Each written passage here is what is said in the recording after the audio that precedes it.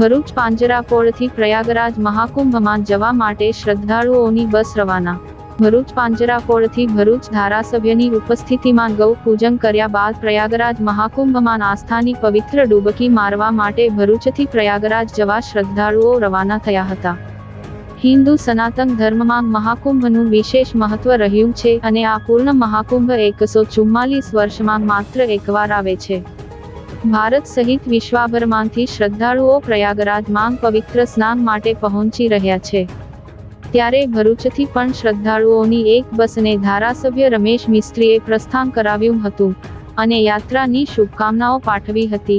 ગત તારીખ 24 જાન્યુઆરી 2025 શુક્રવારે ભરૂચ પાંજરાપોળ ખાતેથી ઉપસ્થિત ધારાસભ્ય રમેશભાઈ મિસ્ત્રી, સ્થાનિક ચેનલના અગ્રણી નરેશભાઈ ઠક્કર, પાંજરાપોળના ટ્રસ્ટીગણ સહિતના આગેવાનો અને યાત્રિકોએ ગૌ પૂજન કર્યું હતું।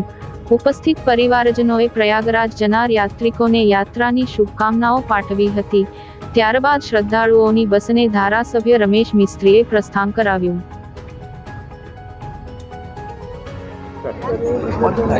પ્રયાગરાજમાં ચાલી રહેલા મહાકુંભના ધાર્મિક આધ્યાત્મિક કાર્યમાં ભાગ લેવા જવા માટે ભરૂચના લગભગ 50થી 60 નાગરિક ભાઈઓ બહેનો આજે પ્રાયોસા ટૂર ટ્રાવેલ્સના માધ્યમથી શ્રી જિજ્ઞેશભાઈ બ્રહ્મભટ્ટના આયોજનથી પ્રયાગરાજ જઈ રહ્યા છે।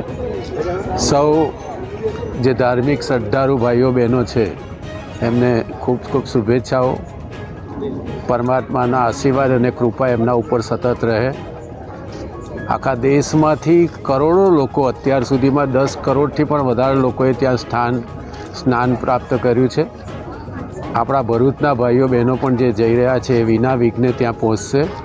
ત્યાં સંપૂર્ણ વ્યવસ્થાઓ સરકાર દ્વારા કરવામાં આવી છે।